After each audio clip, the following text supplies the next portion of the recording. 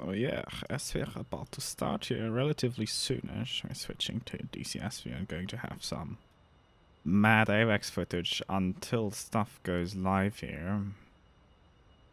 Stream should be getting through in like roughly 2.5 minutes.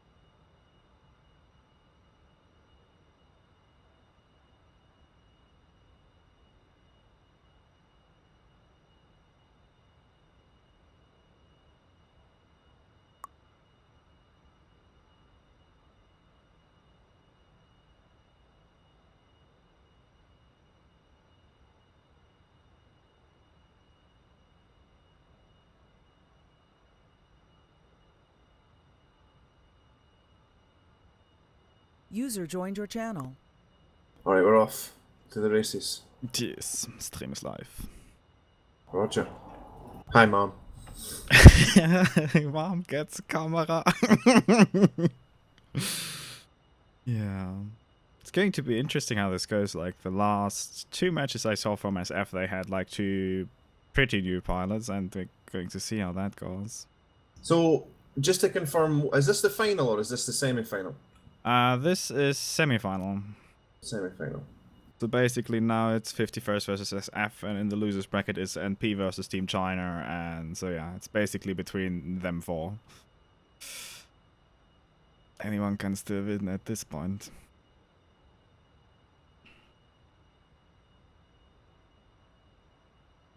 Stream should be going live, like, due to the delay in, like, yeah, 100 seconds.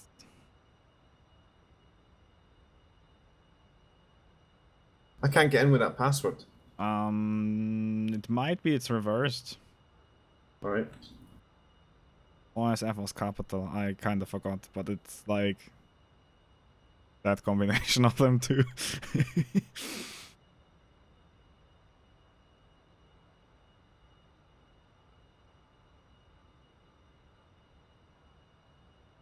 Let me know if it works or not, then I check again.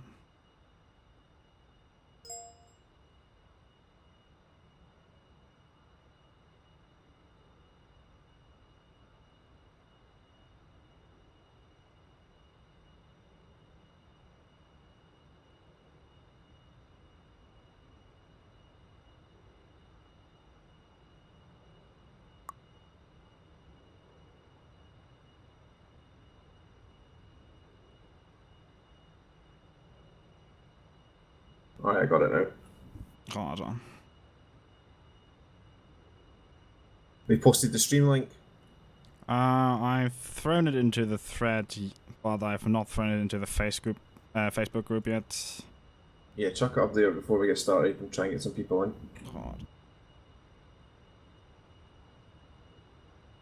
Funny thing is, the Facebook group still like gives a link preview from the stream title from yesterday.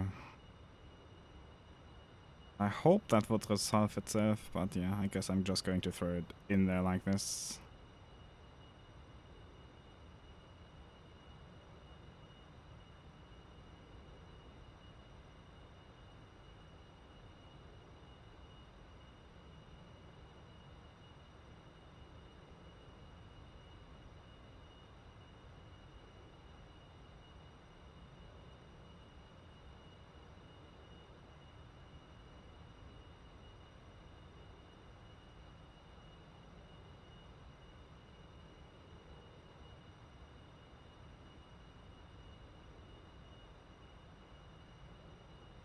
Okay, it's in the Facebook group, and now let me throw that on to the Discord as well.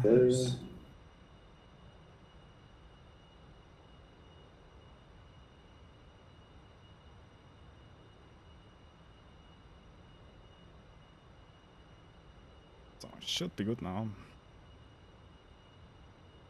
Yes, stream is live. Let me see if anyone... Yes, people are joining their frames.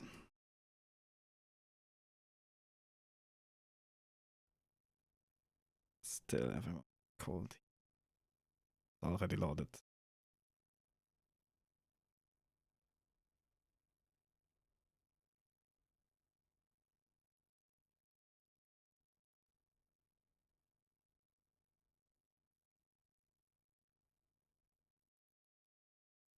Question is, Will SF have enough pilots? At the moment, they only have 5. Hmm.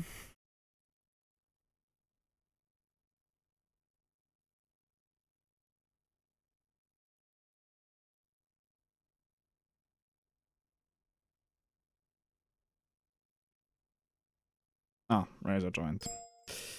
That worked.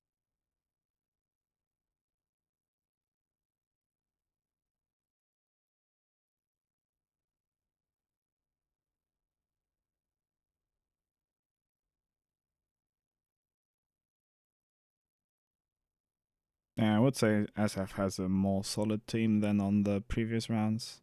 The only nick I don't know from the list is Thorax.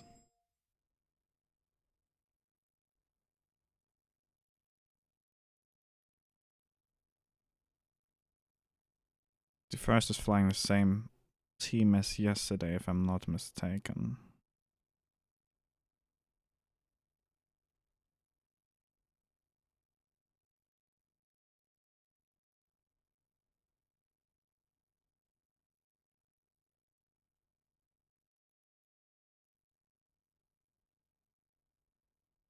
User joined your channel.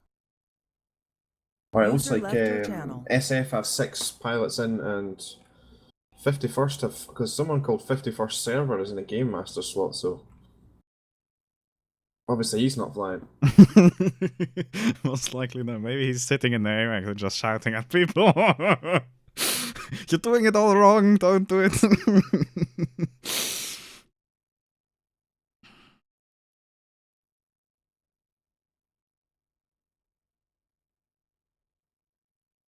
Sound muted.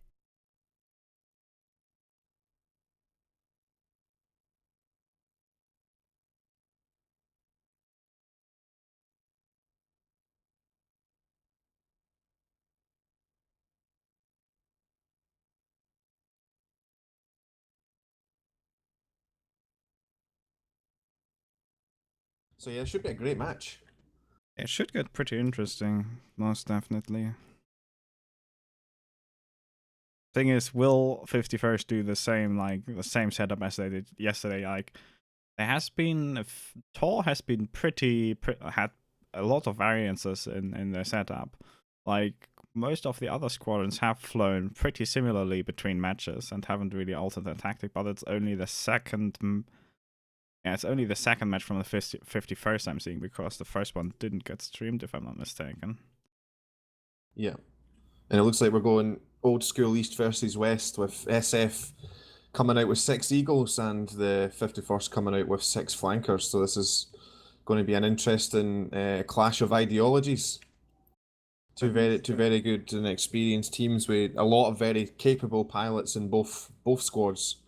So yeah, both teams know how to get the best out of their aircraft. They know what their weaknesses are as well. So I'm expecting to see a lot of long-range AIM-9 shots early on from the SF guys, just to try and counter the threat from the T missiles that the 51st have.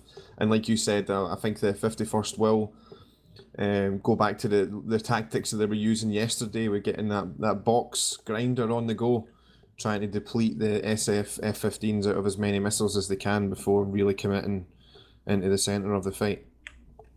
Yeah. It will be interesting if they use the same terrain features as yesterday.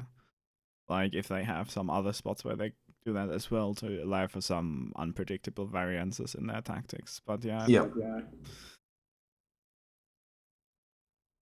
Yeah, that's one of the things I noticed that a lot of the flanker drivers were doing, and very sensibly as well, trying to drag the F-15s into the mountains, and the F-15s trying to kind of keep the enemy over the flatlands where they're going to have the advantage. But yeah, so look for the 51st trying to drag the fight north or south into the hilly terrain to try and lose these guys down low and use that low-level turning advantage to try and get round and get some super R73s off the rails. I don't know if you've seen the R73 that got blazed in the match yesterday. Oh shit, that was like crazy. missile just goes like low, yo, and boom.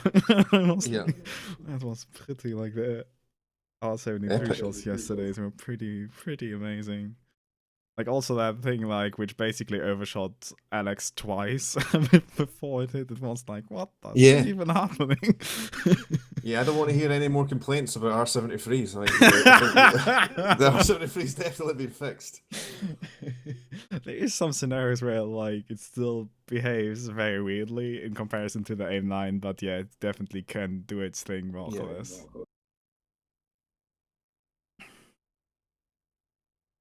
Yeah. So it looks like the 51st just having a little bit of delay. Yeah, the typical 2 more weeks scenario. Yeah, we might be here for a couple of weeks. Yeah, I think we're just one, but it's just one of the 51st guys we're waiting on. Yeah. SF look like they're ready to go. Yeah, looks like it. I think it may be Frosty we're waiting on. We got Tech, Slutcher, Maltar, Rage, and Yaga. Yeah, Frosty. I think it might. Yeah, Frosty's one of their biggest names, one of their heaviest hitters. So I'd be very surprised if they're going to swap him out. So I think it's Frosty we're waiting on.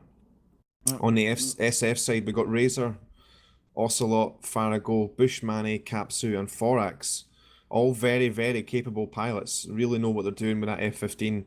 Very dangerous. These guys actually spend a lot of time practicing with the guns, like just guns only. So even if the 51st can drag these guys into the hills, it's certainly not going to be game over for the F-15 because these guys put in a lot of time and energy practicing with guns duels. I know our 104 Stooge spends a lot of time practicing with those guys as well. So could develop if the BVR starts off a little bit slow, the within visual range fights could get very, very spicy. Yeah, especially like M60, like the combination of the nose authority of the F-15, that gun sight, and the M61 gun is just very, very potent. Like especially in deflection shots, it's like it's kind of scary. And the flanker is a pretty fat target, so yeah. Yeah. What I found interesting so far that none of the flanker drivers in the ER round have really pushed in the BVR phase. I guess it's like not really in their normal repertoire to really push that aggressively in the BVR phase because it's like not that often that you really have the luxury to do that. Yeah, like the dangerous shots from the ERs, like what I've seen like in this tournament so far, have been like the 5, 6, 7 mile shots on like someone who's not completely aware that there's a flanker, and then the ER is just so fast that if you do not instantly react, notch that goddamn thing, and get out of there, you're so toast. You're toast, yeah. Yeah, a lot of people incorrectly think that having the longest range gives you an advantage, and it's not necessarily always the case. I mean, it would be if you're firing on an aircraft that doesn't have a radar warning receiver, or for whatever reason just doesn't know that you're there and doesn't react. But generally speaking, you really want to be saving all these shots, even the BVR missiles. You really want to get them right inside the 10 miles, like you said. The most dangerous shots you've seen have been like between 5 and 6 miles. That's really the kind of range that you want to be targeting. It doesn't matter if the missile can actually fly 25 miles. Your probability of kill is so low, especially against a pilot that knows what he's doing, that yeah, really you need to just be ducking and diving these long range BVR shots to get these guys inside of 10 miles, ideally inside of 6 miles, and then get that missile off the rail. So it's going to have an incredible amount of energy by the time it starts going into its pursuit phase, like right at the very end there, rather than kind of gliding its way into the target. Certainly, that's what we that's the ideology that we take in the 104th is that we don't really want to be firing any weapons outside of 10 miles, especially with the AMRAAM. I mean, but the AMRAAM gives us the ability to get right in. It basically goes active off the rail out inside of 8 miles. So really, what we're trying to do is get inside that 8 mile range, 7, 6 miles, get that weapon off the rail, and get ready to defend your aircraft. And with the AIM-7, we find that the highest probability of kill that we get from the AIM-7 is inside of 5 miles. Very hard to evade an oncoming AIM-7 if it's fired at you from pretty close range. They're not so good outside of 6 miles, but yeah, you get an AIM-7 shot with some good closing rate inside of 5 miles, and yeah, you're going to have your work cut out for you to dodge that. Yeah, definitely true. And the thing like about like the comparison often between the 530 and the AIM-7 which is drawn, like there is actually at high altitude the 530 is definitely a lot better, but like at low altitude the AIM-7 has actually one big advantage. Like it has that 5-second booster stage where like the missile accelerates, and then it has like 10-second sustainer motor. It Yeah. won't keep the speed as well, but like if you're like fighting all that drag like at like below 10,000 feet, the AIM-7 is like really competitive in those like inside 5-mile shots because like the motor keeps the speed for so long. And that's what you really want. I mean, ideally, you want it to be burning all the way to the target, so that it's got all that extra energy rather than, because as soon as it starts maneuvering when it's just on it in its glide phase, and it's just hemorrhaging energy. Yeah, a lot of people get frustrated with the AIM-7 because they're employing them in kind of long ranges. But yeah, it's actually a very good missile. It's very reliable in the right launch envelope. Yeah, most stuff. And also the AIM-9 is becoming a bit of a kind of a long range workhorse. I've noticed we're getting a lot of success with. I mean, hats off to the NP guys. They took out I think it was at least two of our guys in the match yesterday with some long range AIM-9 shots. Which, to be honest, we should have really seen. We should have seen those coming. We let ourselves down. No excuses at all. Those guys just outflew us.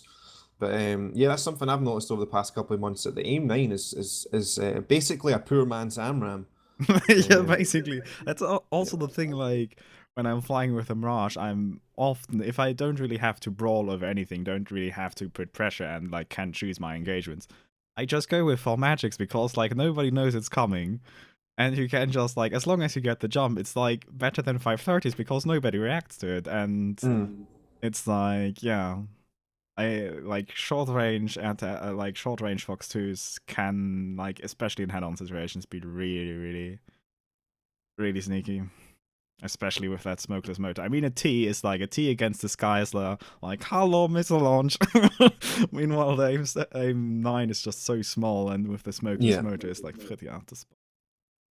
And a lot of people, especially on in a SARA type of environment, semi-active radar homing, when they see that the F-15's fired on them, and then they see that the F-15's turned around, they're just going to. A lot of people straight away assume that, well, he's fired an AIM-7 at me, he's not locking me anymore, so it's not going to track, and he's actually thrown an AIM-9 at you from like 7 miles away. Yeah. Always, if in doubt, press the fair button. Always. Yeah. Good idea. Right, so it looks like we don't have any engine started yet, so we could be here for a little while longer.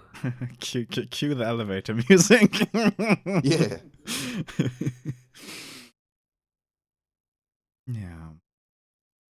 What will be interesting, basically, like when we're like talking about missiles already, like AIM-54 is at low. It's a little bit of an interesting missile because at low altitudes, like below 10,000 feet, it's not really going to break like Mach 2 by far. It's like going to be like maybe Mach 2.2, but that's it. Like it's not exceptionally fast. What is really going to make it so dangerous is that the bloody motor is burning for like 27 to 30 seconds, and that's just like a missile which will go 10 to 11 miles at Mach 2 any direction, and it really doesn't give a damn if the target is cold because it's just going to do those 10 miles anyway. Yeah. And even in close range shots, I've talked with Scat about this, it's basically, as long as the missile keeps seeker limits, it's basically a case of the missile does overshoot, but it basically just turns around and then gets the target from behind. It's going to be like, yeah, it's going to be pretty interesting how that thing performs. Although, like, yeah, I'm really looking forward to it. As soon as the motor's out there at low altitude, the thing basically drops to subsonic within like 5 seconds or something. So like, it really has to get the kill with the motor still on at that altitude. I mean, there's a lot of speculation about it, but obviously we are going to find out hopefully very soon. We'll get these questions answered, but I don't think it's going to be. I don't think people are going to be killing F-15 pilots from like 40 miles away, 30 miles away, and stuff like that. I mean, you're going to know that the weapon's been launched. Certainly, a pilot with good SA, good situational awareness, is going to know that the Tomcat's already launched on him.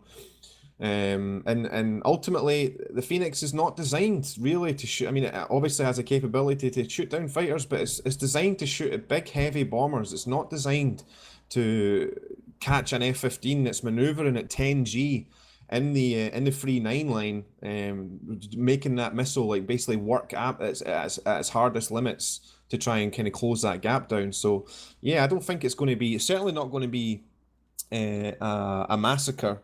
I think a lot of people are going to see that just how strong the F-15 really is once we get also the Hornet as well, because the F-15 is still going to be a very, very capable package against those aircraft, the F-14 and the F-18. So yeah, it's going to be interesting. I think a lot of people are maybe going to be surprised or disappointed. One of the two. Yeah, I see it coming. Like, basically, half the forum is going to be, oh my god, this missile is so OP, ban, please. And the other half is going to be, oh my god, it's not good enough. It's basically going to be, like, very, very, like, it's very, very split in the community. But yeah, I did some calculations from the data that Heatblur did publish in the white paper, and I also confirmed that with Scat, who has basically like access to what the current missile modeling is. And it looks like basically if you're going for like a shot from like something from 40,000 to 20,000 at like a target which has like 500 knots closer to you, like whatever direction that might be, it's basically that the zone where it's kind of getting toasty is like inside 25 miles, something like that. Like 40-mile shots is going to be like, especially if you're shooting like below 20,000, it's like not going to be a problem if you're like aware that it's coming. So, looks like Frosty's just joined the server, which is good. So hopefully we're going to be on our way here within the next 5 minutes or so. Yes, sounds like. But I think it's going to be very similar to what we were just talking about a couple of minutes ago with the AIM-7, where you're really going to want to have those shots where the motor's basically burning all the way to the target with the Phoenix missile. But yeah, I think there's going to be a lot of people that are going to be a bit disappointed because they're not slamming eagles out of the sky from 40 miles away. But yeah, definitely inside like 20 miles, 15 miles, I think that the Phoenix is going to be a very difficult missile to deal with at that point. Especially if it's got the capability to fly past you and come back. That's going to be nice to deal with. Yeah.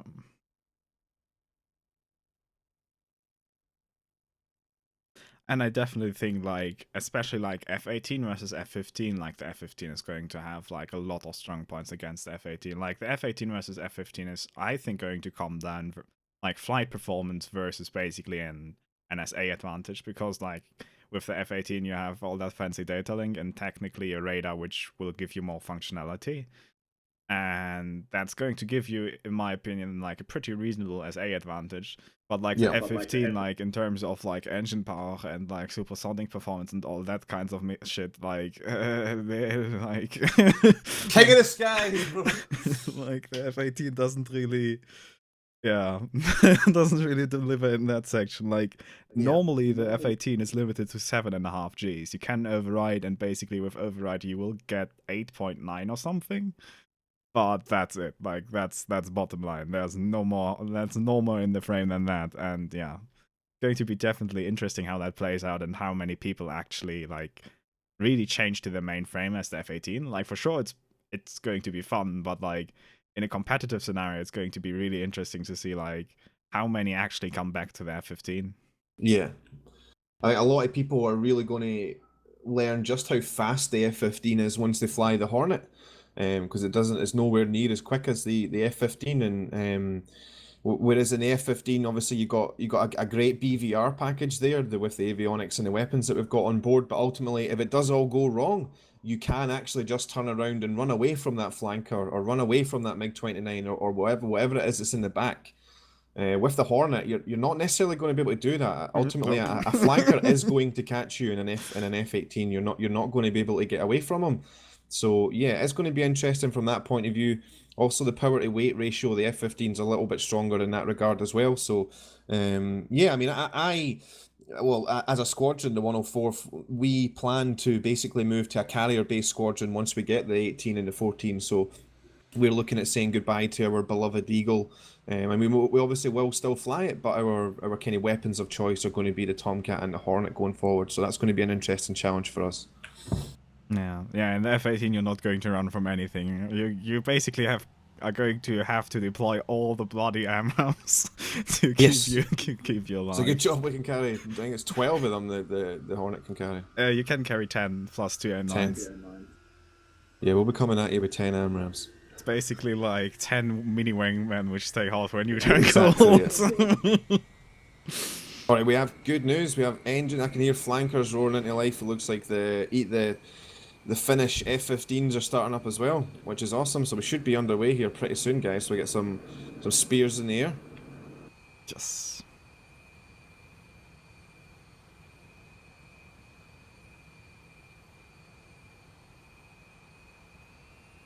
I love how you can adjust your volumes now. Thanks, AD. top-notch feature, 21st century tech. Yeah. Adjustable volumes, same as search for words in the server list. Like, oh my god, like this feature 1.57, greatest patch ever. Yeah. Ripperoni the netcode, but yes, we have searchable server lists. Yeah, sadly the 1.5.7 has been a bit of a kick in the teeth with regards to server stability. However, this year we have been kind of blessed in DCS with the stability that we've had. But yeah, there's been a few casualties with 1.5.7. The blue flag server was no longer able to host on the Caucasus map. I know there's a lot of disappointed people about that, and I don't blame them at all. What the guys over at Buddy Spike have achieved with that event is just incredible. The amount of hard work that they've put in, and I've flown in it quite a few times as well. I've really enjoyed it. It's just a shame that that they're not able to kind of keep going at the moment with the way that the problems are. But hopefully they're going to get that worked out pretty soon, and we can have blue flag back in, because I know that the 104 server certainly isn't for everybody. Not everybody enjoys flying in our server, and that's certainly something we understand and we're happy with. So yeah, we're all looking forward to getting blue flag back again and getting a bit more variety in the community rather than just a handful of servers. Yeah. Yeah, also, like, I don't know if you have noticed, like, close formation flying, like, lead is usually stable, but, like, he doesn't do as many inputs. Like, 2 and 3, left and right, are, like, all over the place. It has, like, this very little jitter where it, like, always jumps and down, like, half a meter or a meter, which is, like, so irritating when you're, like, trying to fly off, and, like, yeah. But we've come a long way. We've come a long way. And we're still making progress. Some of the 51st guys joining us on the stream. Hey guys, welcome. And also Nubs Cockpit, hey buddy. And so we've got Holy Moly, Jaroslav. Got a couple of more guys coming in as well. Welcome on board, guys. I know you'll be rooting for your 51st comrades. It's going to be a good match. It's going to be. I think this is my prediction, right? All right, so I'll put my the balls on the line here. I think the 51st are going to win the first round, and then I think SF are going to come back and win the second match, and then I think it could go either way. I don't think we're going to see a quick match here. I don't think this is going to be 1-2-0. I think either side are going to get a point on the board. Yeah, very well possible. I'm not sure if if 51st will win the first round, but I agree that I don't expect it to go 2-0.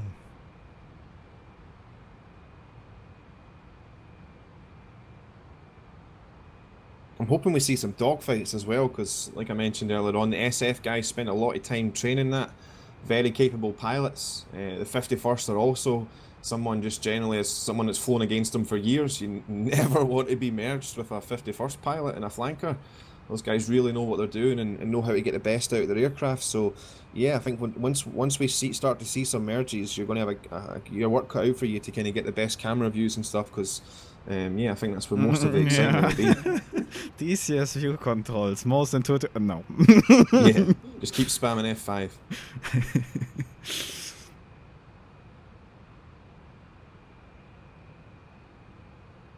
Yeah, I think Razor like Razor will definitely make like merges happen if there's like the option for it.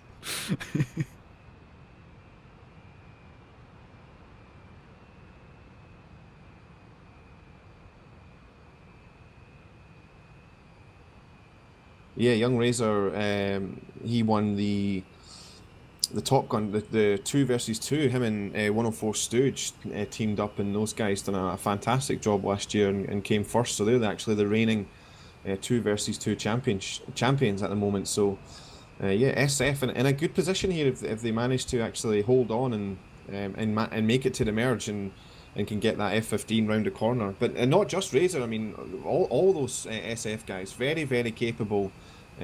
within visual range pilots. Very, very good guys. Most definitely true. So we've got the 51st lining up on the runway. Just checking the SF guys now. Looks like the SF are ready to go.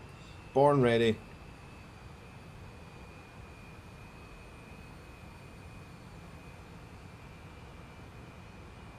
It will be kind of interesting. Like, I think it's a first this year that the Top Gun tournament includes the Mirage 2000, and given the fuel efficiency of the engine, it's actually pretty goddamn light, because like the setup is fixed on 5 minutes full burner, and basically the thing has such low wing loading to start with that like at low weight it just is pretty much hovercraft. Yeah.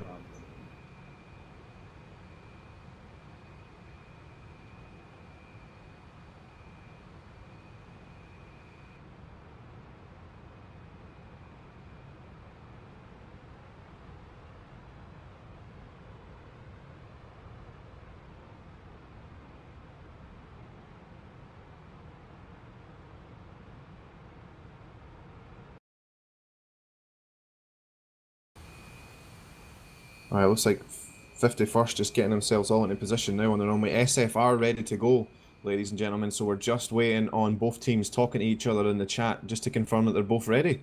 And we should be in the air in a space of a couple of minutes.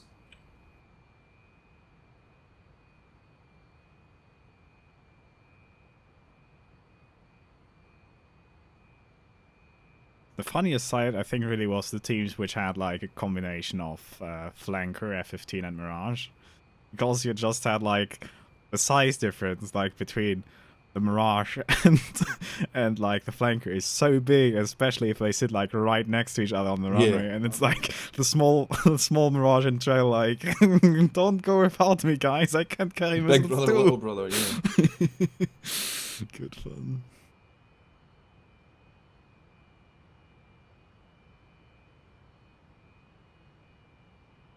I didn't fly in this round of SATAC. I didn't actually fly in last year's SATAC either, to be honest. But I know how horrible this is when you're on the ground. Sorry, when you're on the runway, you're ready to go, and the nerves are just building and building. But it looks like we've got the signal go go go, and the F-15s and SF just starting to hit the burners now. So yeah, here we go, guys. Good luck to both sides.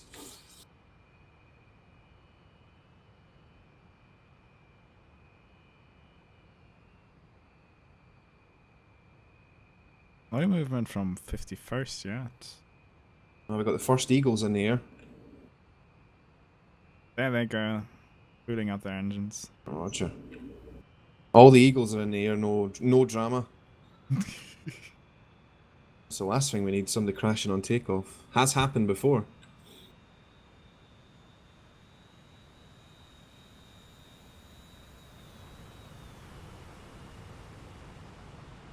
If I remember correctly, someone did scrape his right wingtip, I'm not sure. Yeah.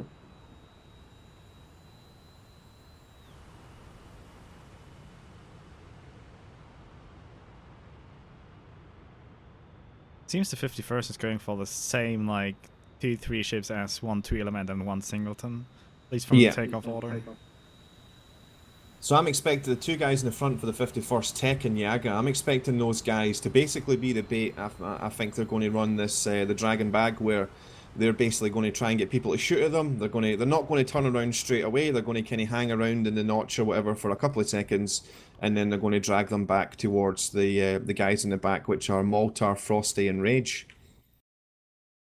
51st doing really well. They flying with 3 cadets. I know all 3 of them are not new guys to DCS or anything, but they are still cadets within the 51st. So yeah, mad props to those guys for making it to the semi-finals with a squad that's, I mean, on paper technically not at full strength. So yeah, great job to those guys, Yaga, Slutcher, and Maltar. Great job, guys, for running with the big dogs.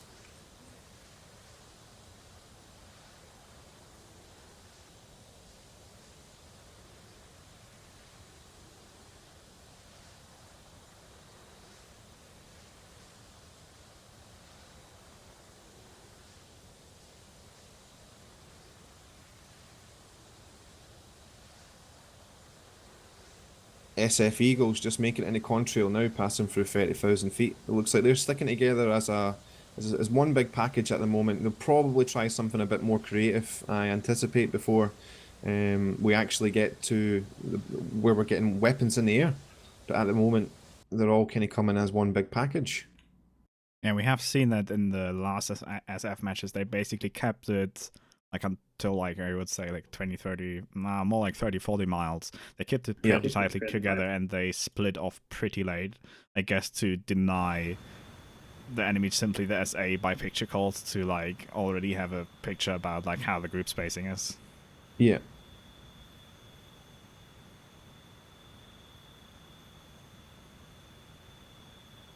Now, as we were talking about earlier on, the AIM-9 is pretty strong. So what I would like to see from the SF guys is yeah, some good ground speed, some good speed over those wings, and some long-range AIM-9s. Because I mean, the 51st, they should be expecting that, but you know yourself what it's like at flying in these competitions. You spend all your time training weeks and weeks before it. I mean, you have briefs, you have a plan, everything. But generally speaking, once the missiles start flying, it's very, very easy to start forgetting the basics. Yeah. And start making some fundamental mistakes. One of them being to forgetting about those long-range AIM-9s. So yeah, I'm hoping that the Eagles will employ some of those rather than going with the AIM-7 straight away, but we will see.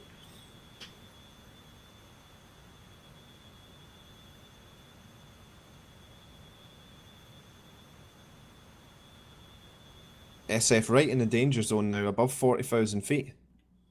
Still got all their bags on, so it looks like they want to go into this fight with as much internal fuel as possible. I am expecting them to drop their bags before they actually start firing any weapons. Not like Team China, who was fighting with like 3 bags. Yeah, yeah, those guys were flying back to China after the match. I think. we got the egress back to China. God damn it! Yeah.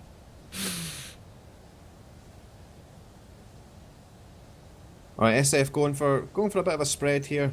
Everyone's more or less still in the same area, but starting to spread out a little bit.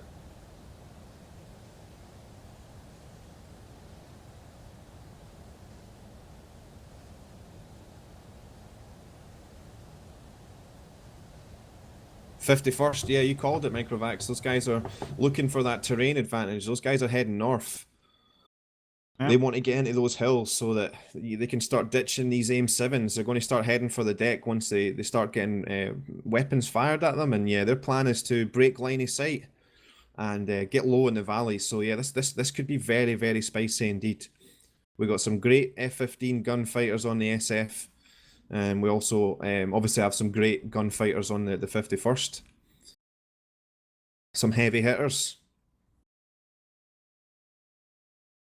Yesterday, what they basically were doing like is splitting off a 2 ship from each and basically running off each 3 ship, one in to the front, and having basically the other one with like with a delay spacing behind them. That worked out pretty well. Now, if you notice, SF are still flying straight towards Bullseye, and generally as an F-15 driver, you want to keep your enemy out of the hills, so this is a tactic we actually employed against ITGC. We knew that they were flanking us way down to the south, but we stayed to the north because we knew they were going to turn into us at some point. It seems to be working a little bit. I see Rage making it, the whole 51st are starting to make their turn now toward Bullseye, so it looks like they want to be on the north side of Bullseye so that they can escape to the northeast and then start using that data link, start using the flankers advantage down at low level to try and get around and down in these valleys and try and get some good R-73s off on these guys at close range. But you see SF are not heading straight for them north. They look like they're going to go right over Bullseye. And I'm expecting those guys to kind of stay in the flatlands to try and drag the 51st down to meet them. And the 51st are going to try and go cold to the northeast to try and get in the hills. Yeah. This is going to get spicy pretty soonish. Yeah. 30 miles on the 2 lead groups.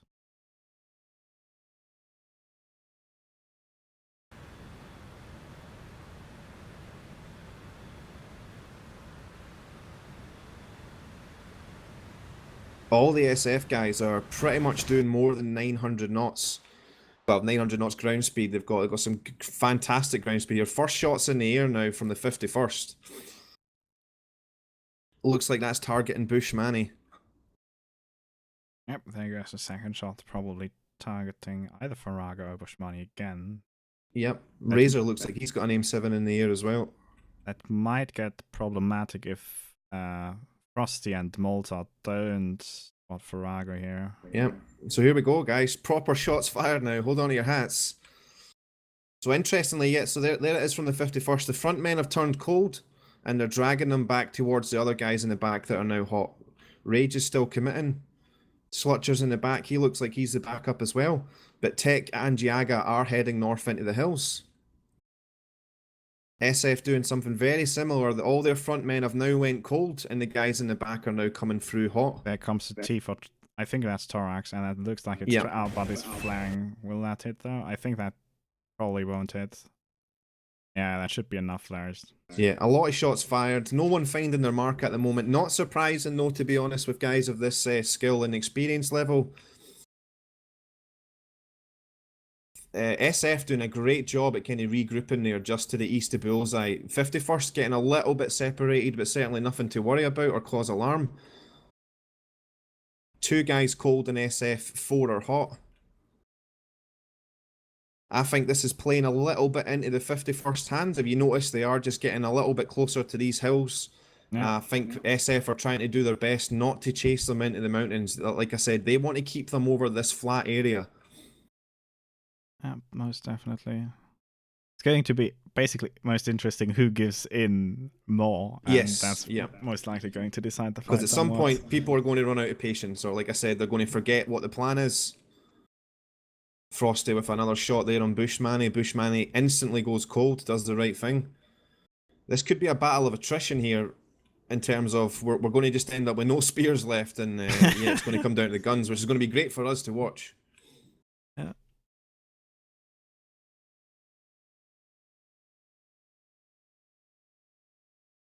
Razor's making his way into, like, not really into the mountains, but he's definitely pretty lowish, definitely. Oh, could Farrago? Oh, he's got away. Yeah, so everybody's still alive.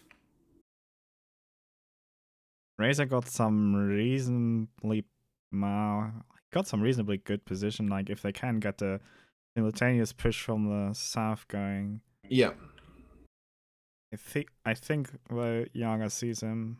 Yeah, here goes the R. Yeah, Razor's setting up to go cold. Yeah, so Razor's pulling hard now. He knows he's been fired on. He's turning cold. Well, he's in the beam actually. He might not know this is inbound. No, he's going cold now. He knows this is. He knows what he's doing. He knows what he's doing. Capsu coming to the north to back him up a little bit. But yeah, both sides very, very. What's the word I'm looking for? Disciplined. Yeah, not apprehensive. But yeah, we'll go with disciplined. Very disciplined. Not kind of throwing the plan out the window. Not letting the other side get too close. As soon as they're getting fired on, they're going cold straight away. No one's kind of hanging in there trying to dodge the missile and guide their missile in.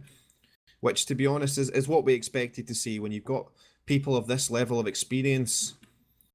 No one tends to die very quickly. I think it's going to come down to when a battle of attrition with ammunition, and people are going to have to start taking more risks.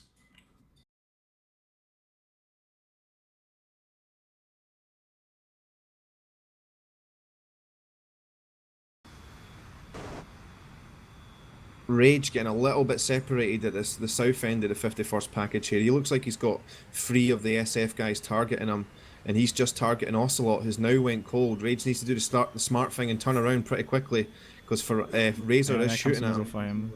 Yeah, and he's seen that coming. I would say that went into the hill. Yeah. No cigar. SF starting to just segregate a little bit. We have the Thorax and Capsu just a little bit separated to the northwest, and everybody else just a little bit to the south now. 51st seem to be coming in. So it looks like the SF are dragging the 51st out in the mountains at the moment, which is what they want to be doing. Razor looks like he's trying to get a little bit of some flanking action on just to the south of it. No one seems to be looking at him, so this could be a strong move on his part here. up, especially since Yaga, Tech, and Frosty in the north are basically driving westwards. Yeah, we got Frosty, Yaga, and Tech all committing. All three of these guys are committing on Kapsu and Forax, who are all cold. They've got their data link should see those guys, so that they should all know that they're cold. Bushman, he's in a great position here, though. No one's looking at him. Yaga looks like he's turning for him now.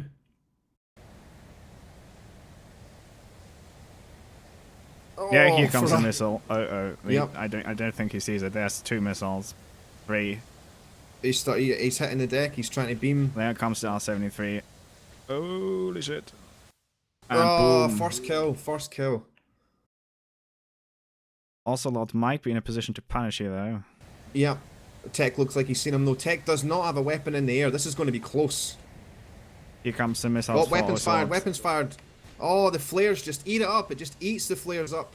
Merged between Ocelot and I don't know. Yep. Flanker Tech's vertical. on the top here. Ocelot pulling This vertical is looking. gunshot. Oh, this is looking. Holy shit. Oh, that was close, bro. That was That close. was really close. That was that dangerous, like, semi-head-on shot when, like, the M61 just comes around and just sprays the entire flight path with 20mm alright. ammunition. Tech in the danger zone here. Tech is very slow, but it looks like Ocelot is maybe just really opened up his backside here. He's in big trouble now. Tech's going to get a weapon off. Here comes the R-73. And I think Ocelot's there's seen it, the also flares are coming semi-active in the mix. I'm not sure. Flanker shot off the nose and someone But it's a rescues him. trade. It's a trade. They are both down. Tech got dropped by, I think, Razor, though. Yeah. Yaga going to be merged with Farrago here. Frosty coming Here in. comes the merge, here comes the gunshot, and he doesn't Yaga's see anything. hit. Guns kill. Awesome guns kill by Farrago. Good job, bro. Yeah, I don't think Yaga can make that turn. No, that's... Alright, Flanker with one engine and 1 stabilizer is basically Yeah. so unstable. Well, he just needs to he needs to forget the fight now and just get back to base. That's his priority now. He's flying he is flying the right way. So we basically have a 2-on-2. Razor's coming up to commit on Frosty. Right off the nose. Frosty looks like he's tracking Farrago. I don't think Frosty sees Razor. No, this could be dangerous. Frosty does not see Razor, but Fraser sees Frosty. He's turning into him now. Boom, Holy shit! Frosty Who got hit? What dropped. was? I'm not sure. Razor killed Frosty with a sneaky M9. So here's Damn. Slutcher firing R's on Razor. Yaga is turning actually back into the fight. 1 engine, 1 vertical stabilizer, 1 elevator. Razor doesn't seem to be doing an awful lot about this missile. Oh, it's not tracking. They come to R73, so here it comes. and splash! Oh, Holy right in the shit! face. That was close. Now it's basically 2v1. Yaga is Winchester though, and on 1 engine, like that he that he actually made that work is a small miracle. Yep. Slush- Both cadets here. So Slutcher has still T's and R73s left, so if Yaga drags well enough, Slutcher's in the great. And oh, what? I don't believe it. Farrago just flew into the ground. What? Yeah, I saw it on the map. I think he blacked that. I think he, because you know yourself, sometimes in DCS, if you pull too much negative G, you basically black out really quickly for a split second. I think that's what's happened because he had a lot of nose down attitude there, and yeah, a controlled flight into ground, ladies and gentlemen. CFIT at the end there. Granto Peanut needs to be excluded from the next goddamn tournament. Yeah. Yaga really pulling off a hero's move here, like splashing Razor with R73s and 1 engine, like Jesus. Yeah, good job, Diaga. Had the capacity, the mentality not to lose his mind and just keep his cool and keep that aircraft in the air. Now I'm not sure if they would want him to go all the way back to base. I think I would want him to go because there is still he's not on the ground yet, and if they want him to go back to base, there's still a lot of potential for this to go wrong. Yeah, but we still have Slutcher in the air. And True. Slutcher is like not like he's 92% RPM, so he's like not pushing it to the limits, but he's not dropped his ordnance, so he's probably pretty okay on fuel, I would guess.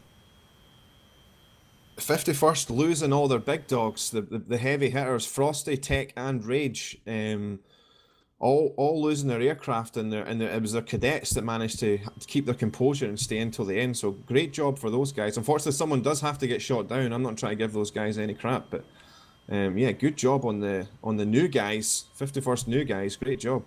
Yeah, it was definitely at the moment where I thought it was going to tip over, but 51st definitely catch that falling, basically, that Yeah. falling knife. That was pretty goddamn close.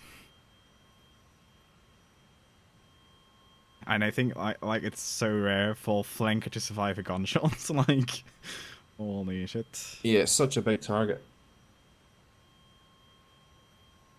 Just going to eat up those bullets. So it looks like, I don't know if they're talking to each other on the TeamSpeak server, but certainly the 51st are RTB, so it looks like SF want them to fly back to base. Which, like you said, it doesn't really matter if there goes a server. So that's it, ladies and gentlemen. 51st take the first round, as predicted by yours truly. So I think the SF are going to come out guns blazing now. These guys are going to come with the bit in their teeth, and they're really going to give the 51st a hard round this time. Yeah, that's definitely, but I mean, there's also now quite a lot of pressure on SF, because like if they don't make something happen this round, then it's over. And Yeah. that's I have faith. Don't get me wrong. I know the 51st have the skills to win this 2-0, but I really think the SF guys are going to come out guns blazing here and win a point. But great flying, really great round there. I enjoyed watching that. As we predicted, do you know what I mean? Both teams very disciplined at the start. We did end up with some good merges.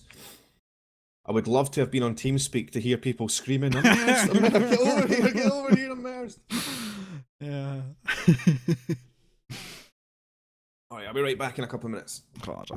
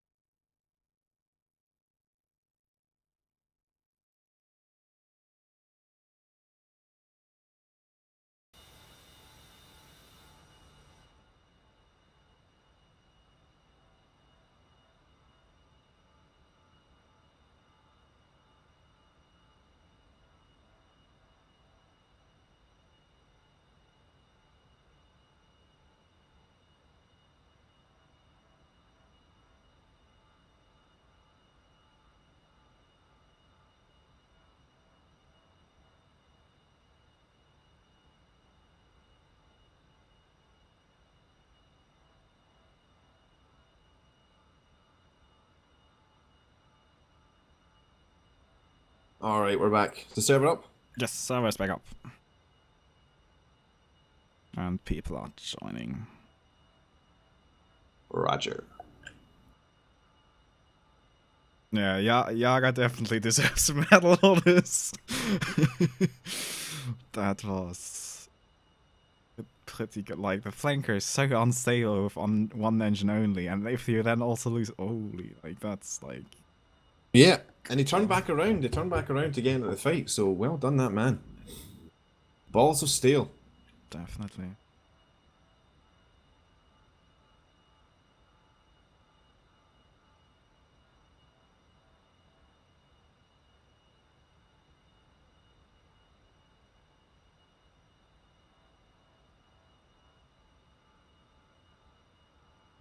So do you want to explain the differences between this round and the next round in terms of weapons? What are the differences with the weapons that the flankers are going to be taking up?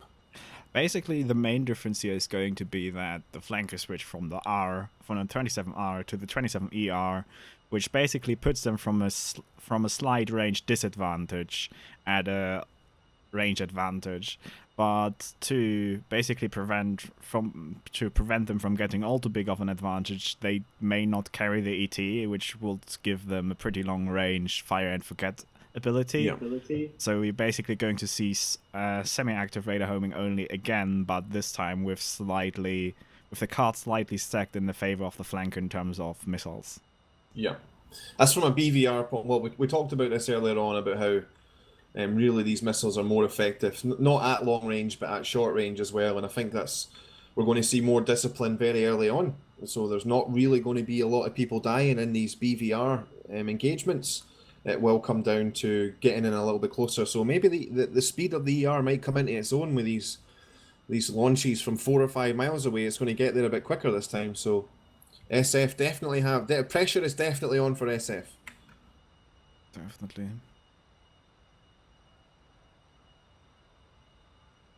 And I think that's like one thing which is often like kind of not overlooked but like downplayed. Like the pressure management in these tournaments, I would say, is basically a very big part. Like you can be like the best pilot on the planet if you can't manage the pressure of like you losing a round or being like close to like losing the tournament or anything like that. Then that's like the skills just go outside the window and it gets all very messy very fast.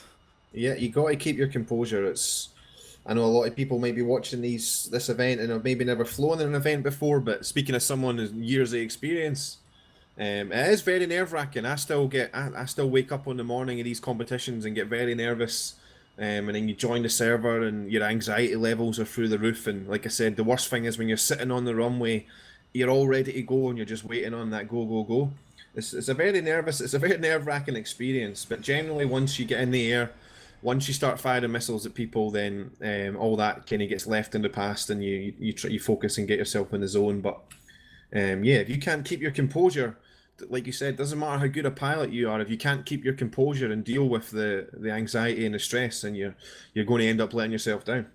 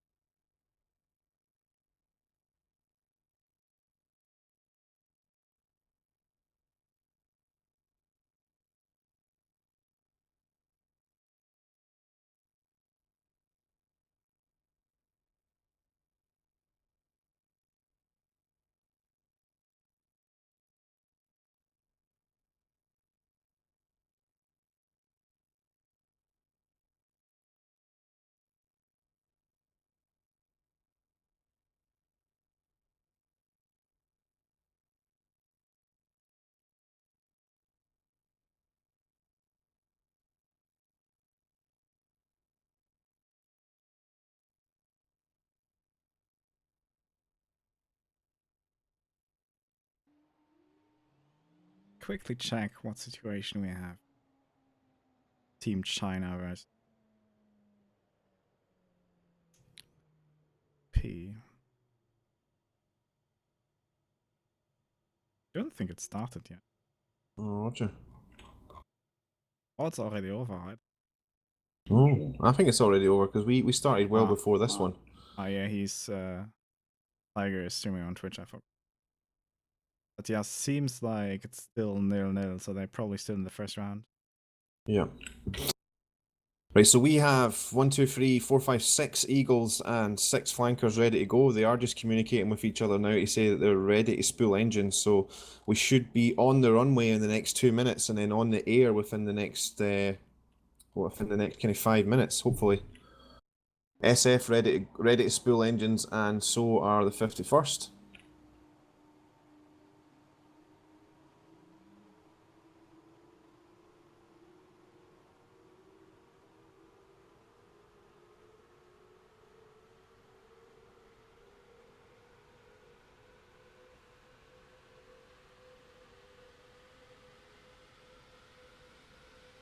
Alright, we got Eagle engines coming to life now.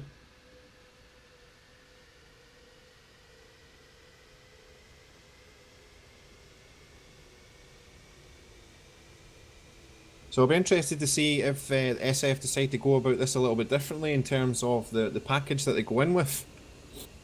Or if they're just going to kind of commit. I don't think they're going to just throw the balls to the wall and go in there mega aggressive because, yeah, flying against the 51st have been here 100 times. They are celebrating their 10th anniversary this year. They're one of the oldest serving squadrons in DCS, so they've got an incredible amount of experience there. And if you just want to run at them straight away, you're going to pay the price for it because they've got the experience to be able to deal with that. So I don't think SF are going to go down that route. But yeah, it'll be interesting to see how the 51st approach this round because technically, yeah, they don't really need to change their plan. What they did the last time did work, so.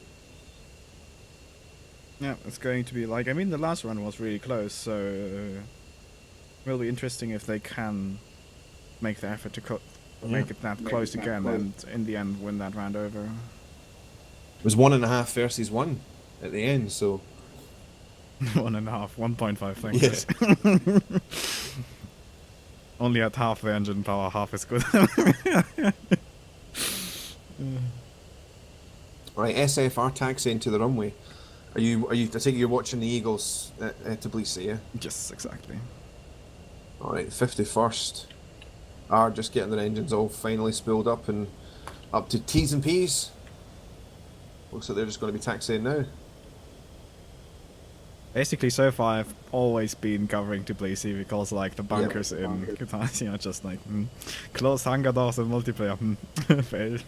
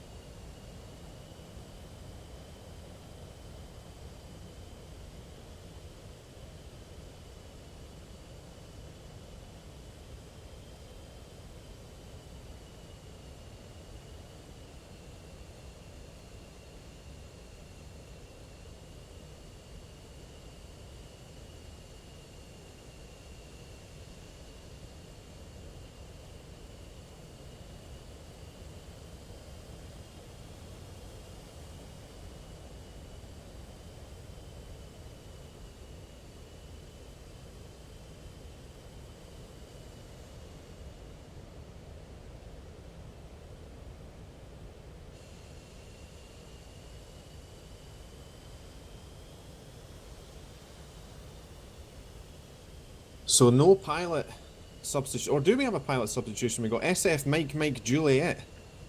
Oh, I don't true. remember seeing him in the last round. Who's he replacing? He replaced Thorax. Thorax, that's right. Okay, so we've lost Thorax, we've gained Mike Juliet.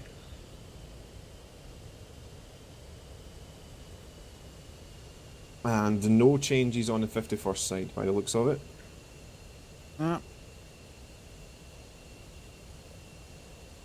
Yeah, we've got Tech, Slutcher, Maltar, Rage, Yaga, and Frosty.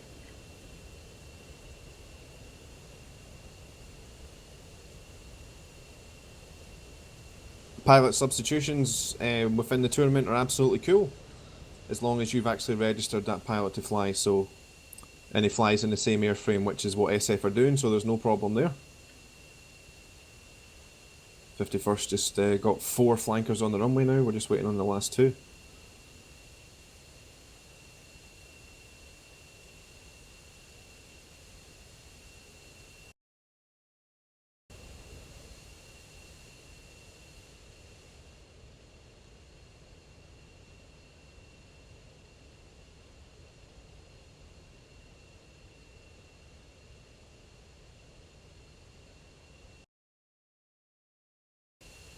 We need some Top Gun music up in here, that's what we need.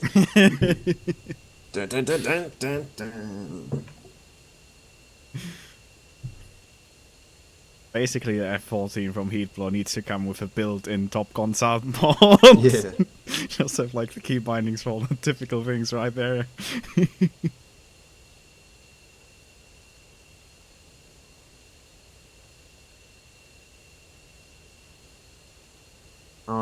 51st are all on the runway. It's time for Egos to start writing some checks that hopefully bodies can cash. This should be a good one, guys. A lot of pressure on the 51st can win this and get through to the finals if they just win this round. And the SF can keep themselves in it with hope of still making the finals. So, yeah, all to play for. Or all to fly for, sorry, should I say.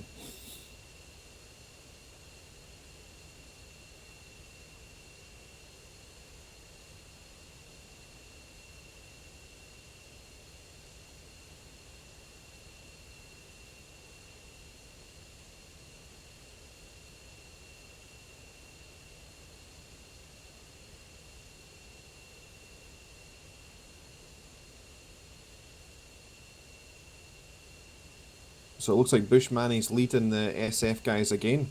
Farrago's number 2. We got Razor number 3. Mike Juliet number 4. Capsu in the back number 5. And Ocelot right in the rear number 6.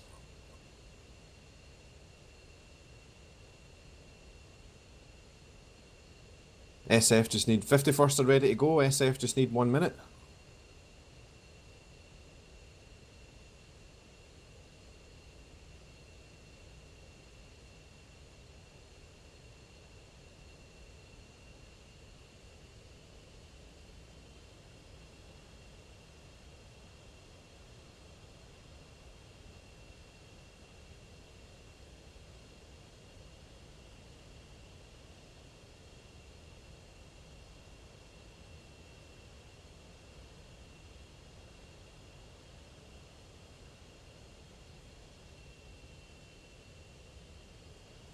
Okay, and here we have the go.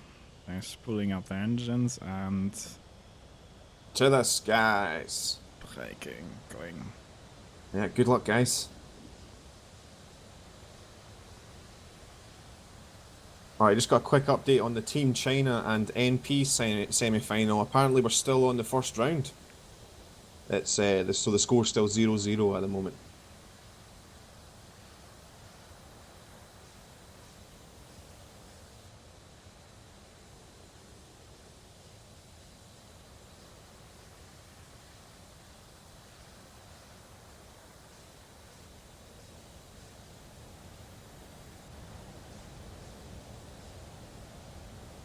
So all the Eagles in the air, and the last flanker is just getting wheels up now.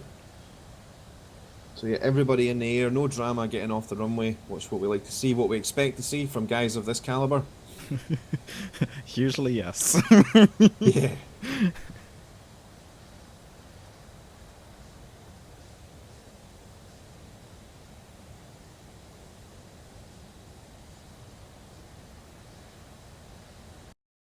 '51st and not really using the afterburner once they're in the air. Quite happy just to conserve the fuel. Yeah, I think they're going. If they're going where they did go, blah blah blah, not last year, yesterday, they really don't be to get in a hurry. They are making the left turn, so they are heading northeast towards Ambro Lowry. So it looks like they're going for the same thing. SF seem to be doing the same deal. SF are heading northwest. So we got the 51st heading northeast, and we got SF heading northwest. So it looks like both sides want to be in the mountains this time, unless SF make the turn directly west very shortly. It looks like the fight's going to go down somewhere. Where is it? Probably directly north of Bullseye, maybe a little bit just to the northeast.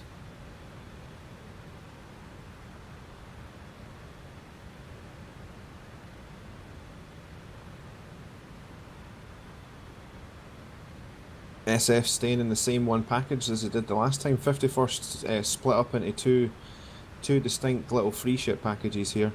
So it looks like they are setting up to run the box, the grinder, where they want the guys in the front to get shot at. They'll turn cold and bring them back to the guys in the back, and then they'll just keep running that box until either someone loses patience or people start making mistakes. SF starting to turn actually like proper north now almost. So it looks like those guys are comfortable taking them on in the mountains. Like we said a few times now, SF guys, no strangers to fighting with guns, so maybe that's what they want to rely on, those skills possibly in this round. I mean, they could possibly, if 51st is going where they did go yesterday, what they could be trying is to basically circumvent them slightly north and try to basically get them from a vector where they don't really want to get attacked from, or even pincer. Yeah. Maybe also SF think that the AWACS is playing a bit of a part here, and they want to be in a position where they can break line of sight from the enemy AWACS, so that the enemy are not getting this data link update for where their position is. So possibly that's what they're trying to do as well. But yeah, both teams seem to be going for the same tactics. Yeah, it'll be interesting how this plays out.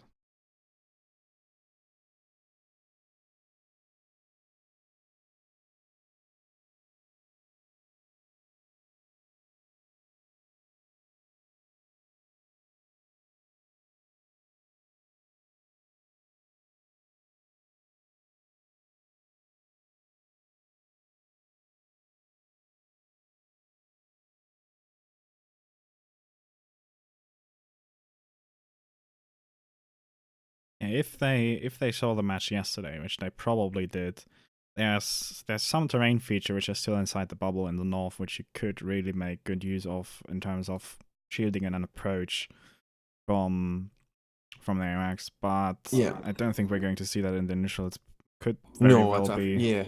I don't think they're too bothered about the initial approach. It's when the missiles start flying and they drop down into these valleys. That's what they're really looking for to get sneaky. I agree.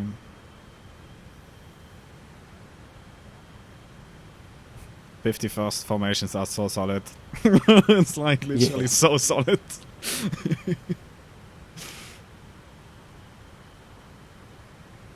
Minus the netcode.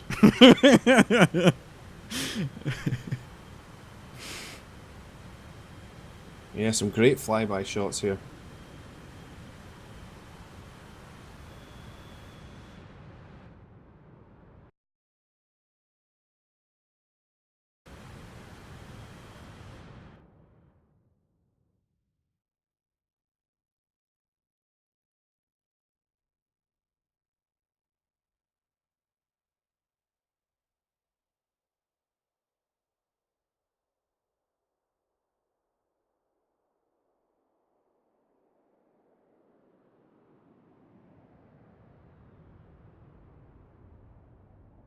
SF just quite happy just to stick together for now.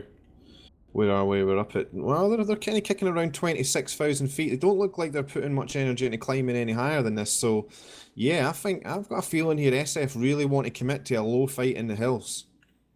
Also, northern 51st 3 ship just split up. Oh yeah, I see that. Yeah. Be interesting what they do with that.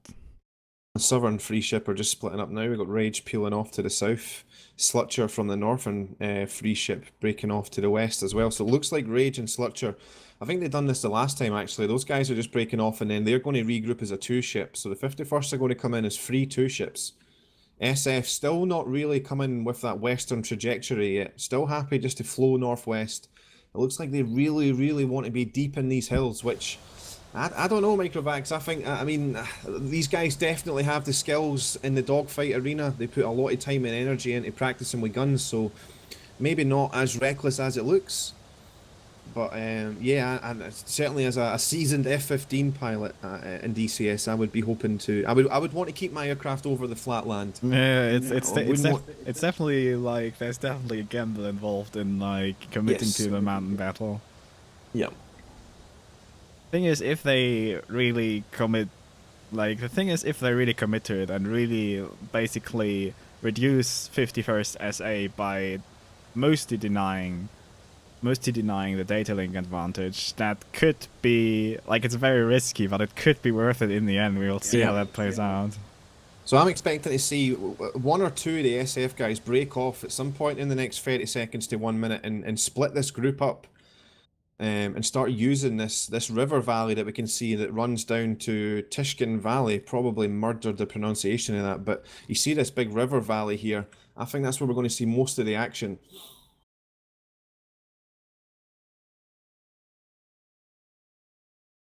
Yeah. That's getting within 25-mile range now. Yeah. Razor is breaking off as a singleton to the south. rest of the group is actually going around in the north. Is Razor diving? Nope. It's pretty still at 25,000 feet. Yeah. 51st having a pretty good setup here with like two ships in the front and 2 singletons in the back, which basically can act as pretty free roaming quick fire support should one of the both groups get in. Yeah. more First ER in unreasonable- the air from Tech. Not sure he might be targeting Bushmanny because Bushmanny's instantly turned cold. Yep, you can see like the missiles flying from Razor's position. He's basically in a flank, I would say like 5 to 10 miles south of that. And that might... No, it's just the missiles going down, okay. Yeah.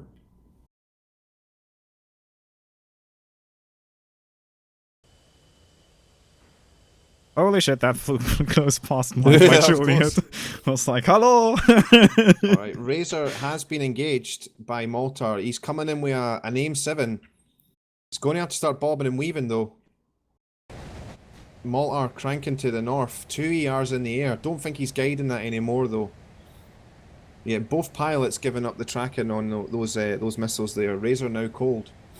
Interesting though, Razor's probably going to play a relatively long game here because the bags are still on. Right.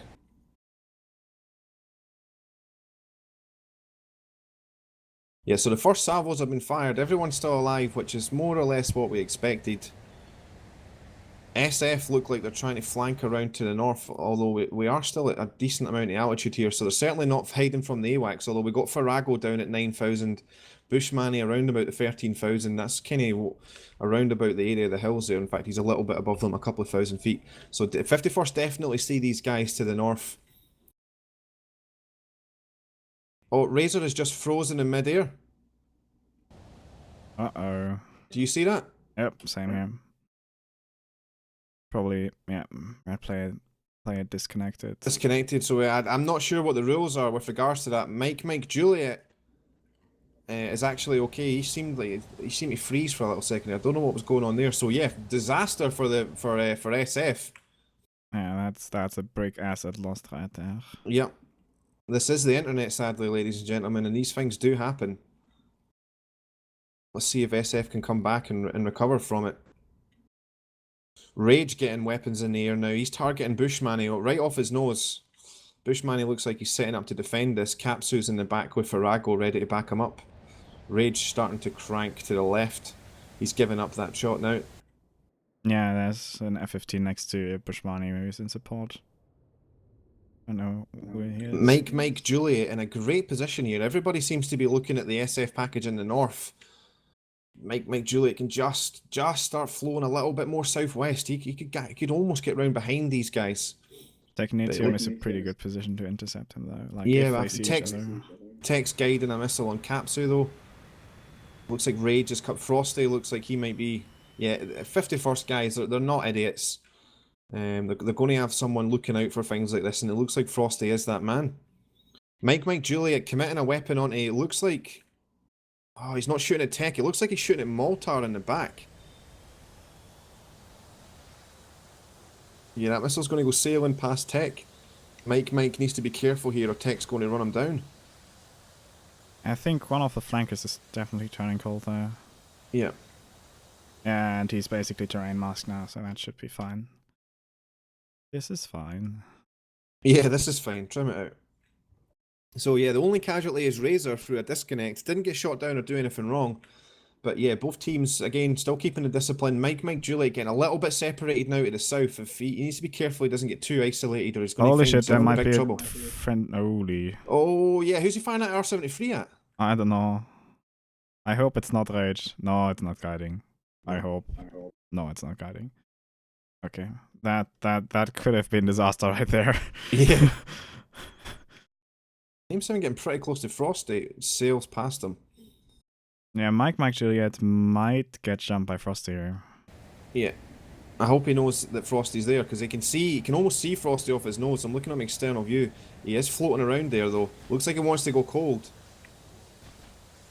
And he does, yeah, he's in big trouble here. Frosty's got a T and it's on the way. We need some flares at the back of this aircraft, champ. Yeah, holy shit, that was so Oh, close, shit, but it son. still hit him. He took a big risk. Can't fault the guy. He had to try something, but yeah, he was just a little bit too isolated from the rest of his package. They're not 100% sure what the plan was. We just lost someone else. Farrago just crashed. Wow. Is that the same guy that from the last round? No. I think so. I think it yes. was the same guy.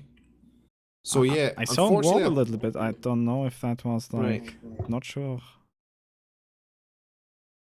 so It's yeah, now really Kenny looking really bad for SF. going downhill very quickly for SF here. They're certainly not out of the game yet. These guys still got Ocelot, Bushmani, and Kapsu. 3 very experienced pilots that definitely have the skill to be able to turn this around. But yeah, they're very tough now. 51st, no, they have the up. Look at the 51st. Every single one of them cold. Just drag them out, guys. Drag them out. Make them chase us. We can see them on the data link. They're going to start coordinating their recommits now. Rage looks like he's turning around just to slow down the advance. Ocelot with an AIM-9 in there. About time we got some long-range AIM-9s off these aircraft. I don't think Rage doesn't see this. I think Rage just flared. I don't know. The ER got spoofed though, but Looks like the AIM-9's not... Ocelot is definitely in trouble here. And there comes another missile for him. Yep, he sees the launch though. He's got an AIM-9 no, off. that's going to boom. Nah. And the AIM-9 doesn't find its target on Rage. Although we might have a... Jesus, I thought Rage was about to get team killed there. Alright, so Bushmani and Kapsu. 51st have not lost a man. Yeah, that's really pretty impressive. Yeah, well done, guys. Great work. Great composure. Right, so Bushman and Kapsu just need to not panic here. They're 2 very, very good pilots. I mean, the win might be asking a bit much, but hey, I mean, anything can happen at this stage, especially in this kind of terrain and with the experience these guys have at fighting at close range. Anything's possible here. I certainly don't expect the 51st to win this without losing a man. I think Bushmani or Kapsu are going to get at least someone. They do need to try and find each other though and try and work together. Bushmani looks like he's trying to regroup with Kapsu. Kapsu's turning back into him, which is good. All the 51st are now hot looking for these guys. Yeah, this is going to get really tense really fast. Yeah. But yeah, losing Razor very early on, obviously putting them on the back foot there, not in a great position. Razor has the skills and experience to make the difference when it matters. Unfortunately, not to be this time. But yeah, SF need to come up with a plan and come up with a plan fast. I think they're trying to just follow this river valley up a bit and then try and recommit low in the weeds off of the data link. But yeah, the numbers that they're looking at, they're not really going to sneak up on anyone. Yeah, they basically the 51st can just like cut off both ways with 3 pilots each. That's like... Now you notice here, 51st, I mean, the really experienced. I'm not saying anyone's doing anything wrong here, but the old heads, the big guns, Tech, Rage, and Frosty, all climbing above 20,000 feet now. They don't want to get sucked into that. I mean, they don't want that sucker punch where a guy's running into the hills. The worst thing you can do is chase after him low level. That's the worst possible move that you can make is chase after him low level. You want to be climbing, so that when he goes to make that turn, which is what we see Kapsu doing now in that river valley, you're going to be able to still see him because you've got that line of sight from that higher altitude. So yeah, good thinking by the 51st guys. Slutcher committing on him a little bit low here. This is going to be interesting. I'm not sure Kapsu sees him. Oh, this is going to be almost a merge here. I'm looking at Kapsu with the F5 on Slutcher. I don't think Slutcher sees him, but someone else... Oh! There's a weapon in the air. Yeah, but there's the hill. He's merged, yeah. The flanker behind him now. Yeah, Rage doesn't seem to see him, though. Yeah, not yet. There's one above him as well, holy. Frosty seems to see him. Like I said, Frosty climbed. So Frosty's got line of sight on him. Frosty looks like he's queuing up for something right now. He's coming down. He's bringing the pain. It's going to come off any second now, ladies and gentlemen. Targeted right off the nose. Yeah. Snowman's going to seal the deal here. Let's get this R73 in there, bro. Come on. There it goes. 3, 2, 1. Bang. Yeah, unfortunately, when you're up against guys with the amount of experience that the 51st have, You're going to have to Yeah, rely more on kind of running away But yeah, no, there wasn't much else those guys could do. Do you know what I mean? They were trying to make the best out of a bad situation.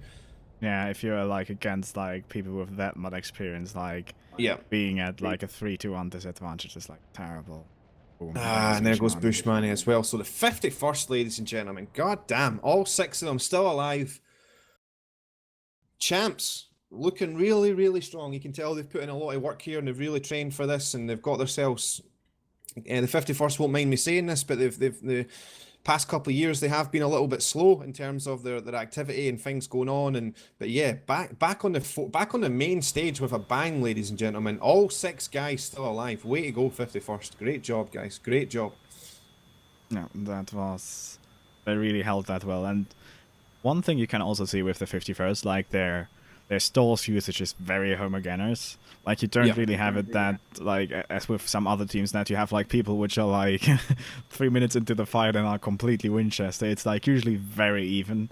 So you Yeah. basically can keep up the mutual support as long as possible.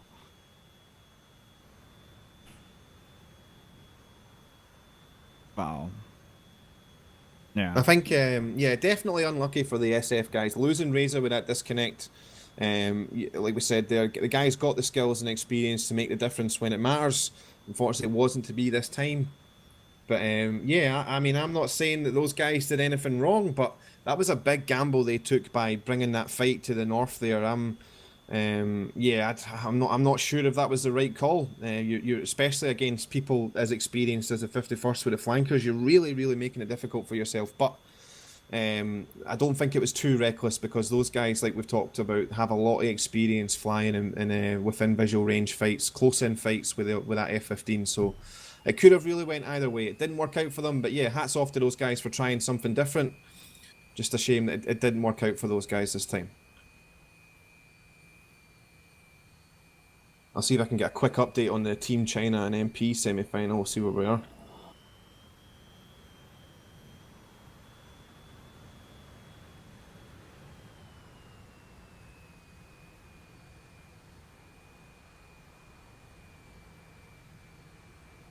All right, just waiting on Tiger coming back with an update on the score. Nice to see the 51st just regroup here. It looks like some of them are starting to disconnect though, so perhaps SF have said, listen, we know you guys could make it back to base. All 6 of them are still alive, so we might not get to see any awesome formation landings or anything, which would have been a nice way to close out the stream, but never mind. Probably not gonna happen now. So basically now SF is going to go against the winner of the Team China versus NP match. And then they have a chance of seeing 51st again in the final later today. All right. Is it not the loser? Did they not play against the loser of it? Basically, wait, let me check. As far as I know, it's basically the winner of the losers bracket will be the second guy in the final next to 51st. Yeah, winner of losers bracket. So now basically we're waiting for NP versus Team China to come to a close, and when we have a score on that, SF is going to fly against the winner of that, and that will be the final opponent for the 51st they have to beat to win this championship, and I think they have a pretty damn good chance of achieving that. It's going to be interesting if we see a win from Team China or NP versus SF. Going to be pretty interesting to see how those basically two relatively defensive squadrons play out against each other, but SF has won before with a less full strength team against Team China 2-0. So I would say there's a good chance they're going to win that, and we could see a rematch of 51st versus SF later today. Roger. That'll be interesting. Definitely.